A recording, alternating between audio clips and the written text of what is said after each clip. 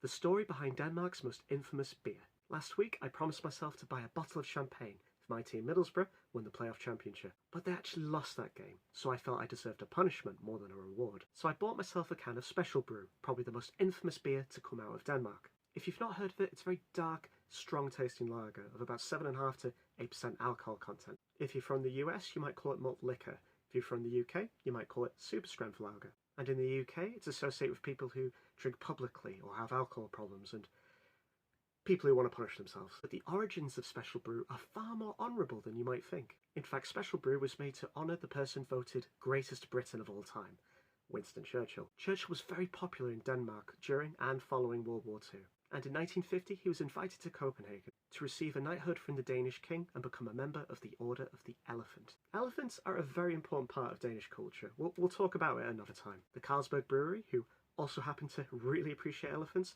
wanted to celebrate the occasion by designing a beer in tribute to Churchill. Now, Carlsberg understood that Churchill had a particular fondness for champagne and brandy, so they wanted to create a beer that felt similarly luxurious and indulgent that they hoped he would enjoy.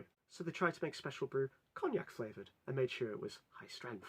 Now, I can't find any record of Churchill saying that he loved or hated Special Brew. We do know that 2 cases of it were sent to his house in London in 1951, and that he sent a letter thanking the Carlsberg brewery afterwards, where he called it commemoration lager. So if you happen to drink Special Brew, it doesn't make you a loser, unless you're me. You're also drinking to victory. So now you know.